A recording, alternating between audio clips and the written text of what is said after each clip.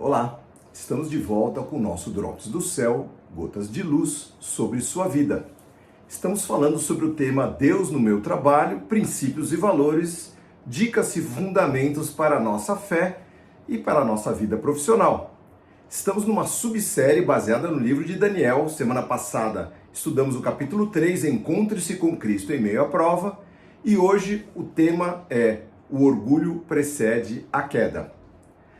Baseado nos textos de Provérbios, capítulo 16 também, o orgulho, a soberba, a arrogância, a vaidade, a altivez de espírito, dependendo da tradução que você for ver, precede a queda, ou a destruição, ou a desgraça, ou a ruína. Provérbios 16, 18.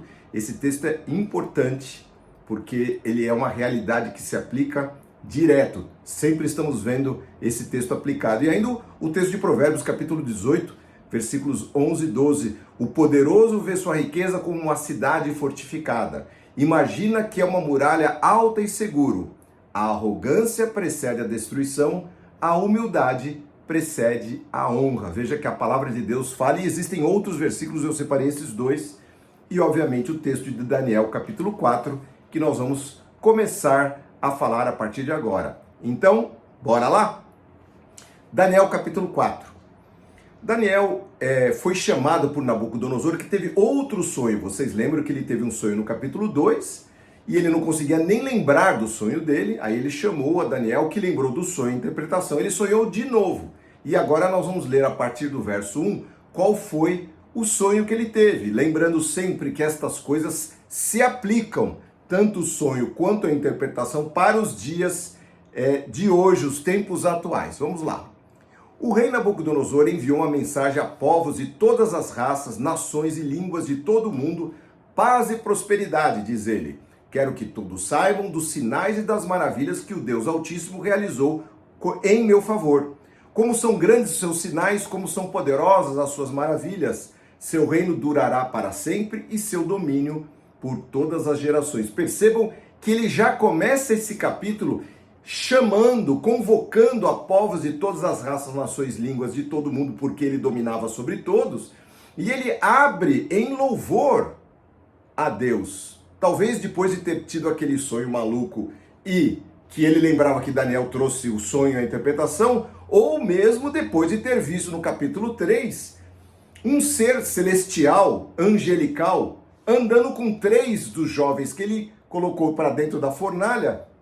Eu acho que ele agora estava começando a abrir a mente sobre quem é Deus, o seu poder, a sua glória e a sua majestade. Então ele abre com um testemunho e louva a Deus.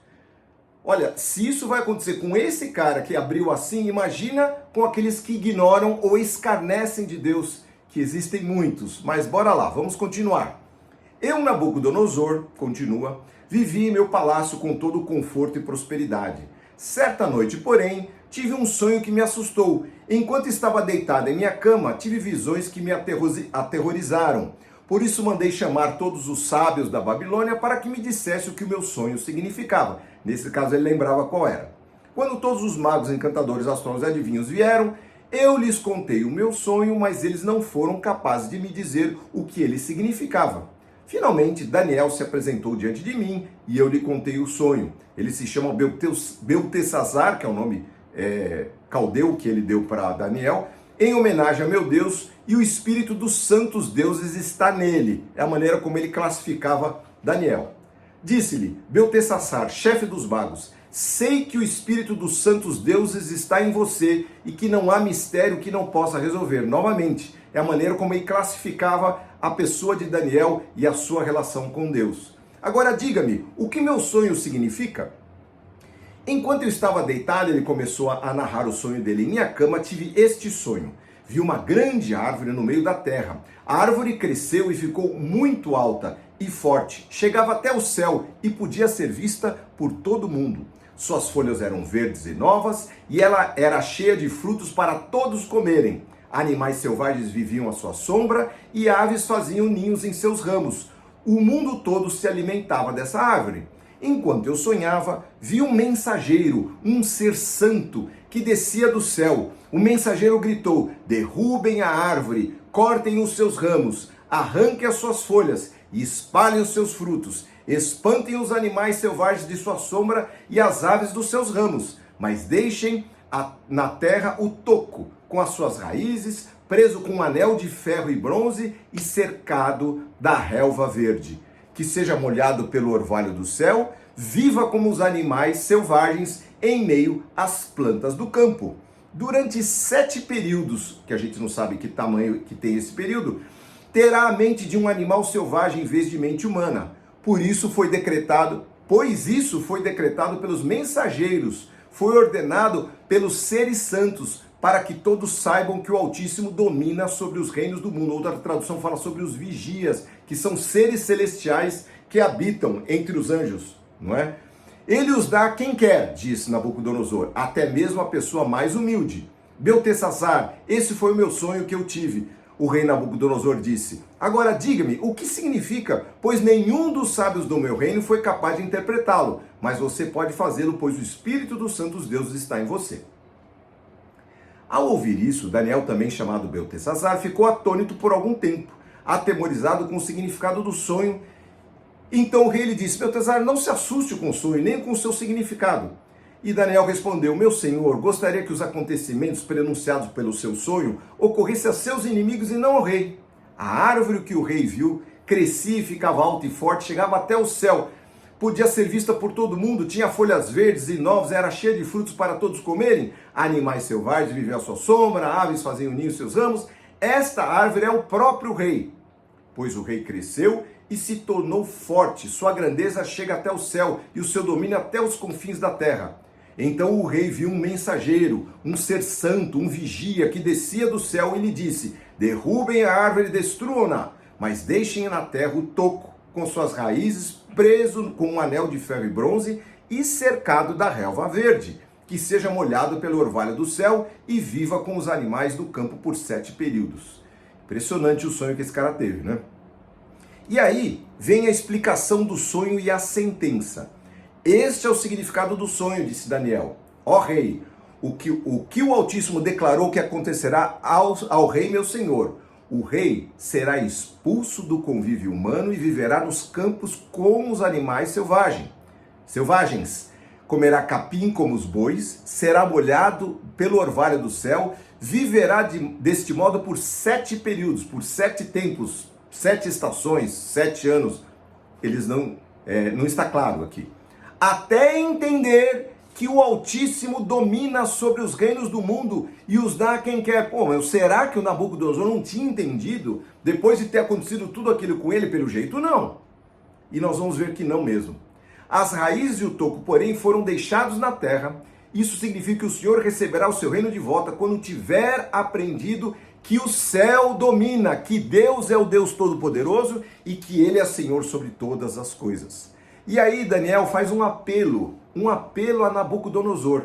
Ó rei Nabucodonosor, aceita o meu conselho, pare de pecar, faça o que é certo, deixe os seus pecados para trás e tenha compaixão dos mais pobres. Quem sabe então o rei continuará a prosperar. É o que ele podia fazer. O rei era muito orgulhoso, ele era muito arrogante e se achava o máximo. Qualquer paralelo com o tempo de hoje não é mera coincidência, porque isso se repete entre soberanos, reis, dominadores, presidentes, o que seja. Bom, capítulo 4, a partir do verso 28. Tudo isso, porém, aconteceu ao rei Nabucodonosor. Pelo jeito, ele não ouviu o conselho de Daniel.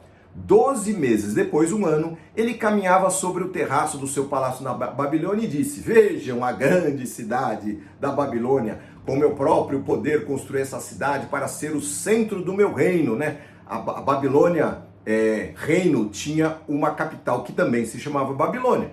E para mostrar o esplendor de minha majestade. Enquanto essas palavras ainda estavam sendo proferidas por sua boca, veio do céu uma voz e disse: essa mensagem é para você, rei Nabucodonosor. Você não governa mais sobre este reino. Você será expulso do convívio humano. Viverá nos campos como os animais selvagens, comerá capim como os bois. Viverá desse modo por 7 períodos, até que entenda compreenda, atine que o Altíssimo domina sobre os reinos do mundo e os dá a quem quer. Naquela mesma hora a sentença se cumpriu, olha só. E Nabucodonosor foi expulso do convívio humano, passou a comer capim, como os bois, foi molhado pelo orvalho do céu, viveu desse modo até seu cabelo crescer como as penas das águias e as suas unhas parecerem com garras de pássaro. O cara ficou maluco. Passado esse tempo, eu, Nabucodonosor, olhei para o céu, minha sanidade voltou, ou seja, ele ficou doido mesmo. Louvei e adorei o Altíssimo e honrei aquele que vive para sempre. Seu domínio é para sempre, seu reino por todas as gerações. Comparados a ele, os habitantes da terra são como nada. Ele faz o que quer entre os anjos do céu e entre os habitantes da terra. Ninguém pode detê-lo nem lhe dizer, por que fazes tais coisas? Quando a minha sanidade voltou, também recuperei minha honra e a majestade do meu reino. Meus conselheiros e nobres me procuraram. Fui restaurado ao meu reino com muito mais honra que antes. Agora eu, Nabucodonosor, louvo, glorifico e honro o Rei dos céus.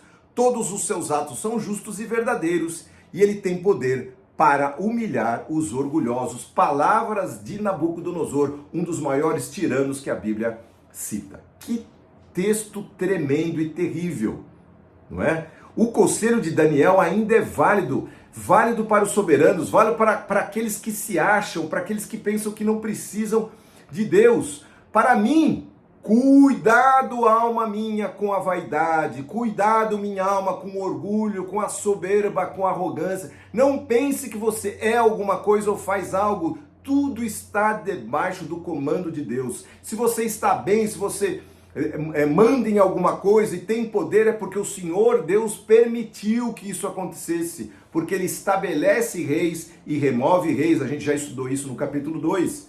Existe somente um, queridos, que é imortal, todo-poderoso, santo, supremo e digno de toda a nossa adoração, o Senhor Jesus, o Filho de Deus. Ele só merece ser louvado, ele só é digno disso, ele só é reconhecido como o único Deus Todo-Poderoso debaixo do céu e da terra, diante de Deus, de quem ele está sentado, ou ele está sentado à direita do Pai Todo-Poderoso.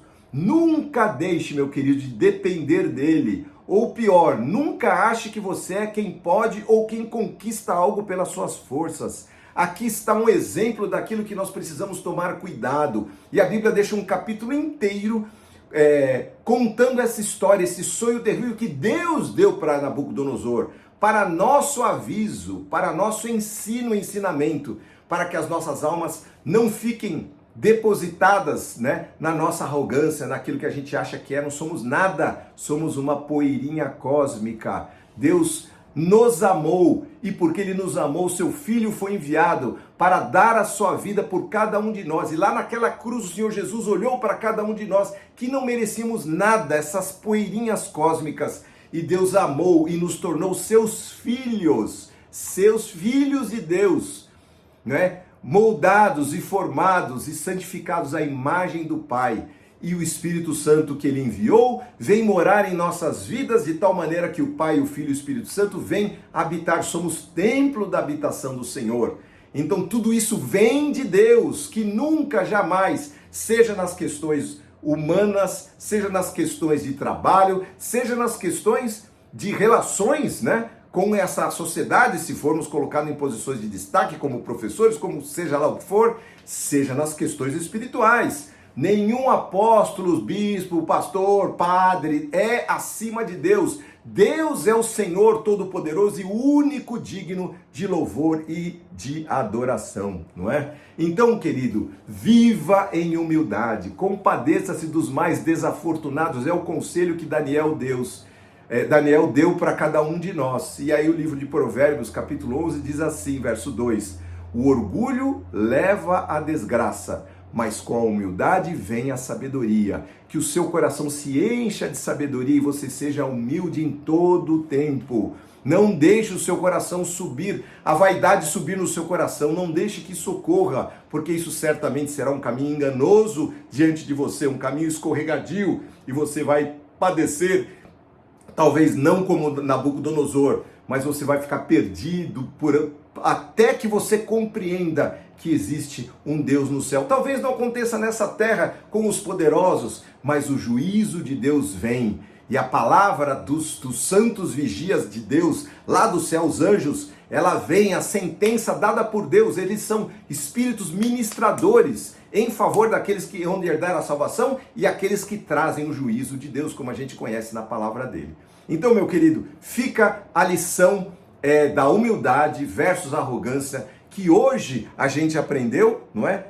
A soberba precede a queda, o orgulho precede a queda. Não se deixe enganar, o Senhor Deus é o único digno de louvor. Vamos orar. Senhor, nós queremos entregar as nossas vidas e as nossas almas a Ti, Senhor, humildemente. Fomos escolhidos por Ti, o Senhor nos escolheu, o Senhor nos chamou, não fomos chamados, não escolhemos a Ti, nós somos alvo do Teu amor e pela Tua misericórdia o Senhor infundiu a fé no nosso coração de tal maneira que nós atendemos o Seu chamado, e porque nós atendemos o Seu chamado, fomos incluídos no Teu plano celestial, plano eterno de salvação. Isto vale a eternidade para nós, vale o presente, vale nós sermos prósperos, vale nós sermos abençoados, vale nós termos os olhos abertos para entender estas questões todas. Senhor, quanta misericórdia, quanta bondade o Senhor estendeu sobre nós. Senhor, que não sejamos como Nabucodonosor, mas que possamos ouvir o conselho de que devamos, Senhor, estar aos Teus pés, devemos estar aos Teus pés, Senhor, humildes, buscando a Tua face, sentado aos Teus pés, ouvindo a Tua voz como Maria, Senhor, e não, Senhor, embevecidos com algum poder que possamos ter nesse tempo presente, que tudo isso é vaidade, tudo isso passa, Senhor. Sabemos que esse mundo é uma enganação. Então, Pai, traz sobre nós essa revelação e marca o coração desses que estão ouvindo a Tua palavra, para que eles caminhem, Senhor, em temor e tremor diante de Ti, que és o único, Senhor, digno de adoração e louvor, e digno, Senhor, de reconhecimento, de poder, de glória e majestade. Seja louvado então o Teu nome, nele nós oramos. Amém. Amém, querido. Essa é a palavra que o Senhor preparou hoje. Que Deus abençoe a sua vida, a sua família, a sua semana, que abençoe o seu trabalho, a obra das suas mãos, e essa semana que você seja abençoado e possa trazer essa palavra viva para junto do seu coração, para que você caminhe aos pés do Senhor. Deus abençoe. Se você gostou, curta. Por favor, se inscreva no nosso canal para receber mais mensagens e reparta essa palavra, compartilhe com seus amigos, seus familiares, seus queridos, em nome de Jesus. Amém.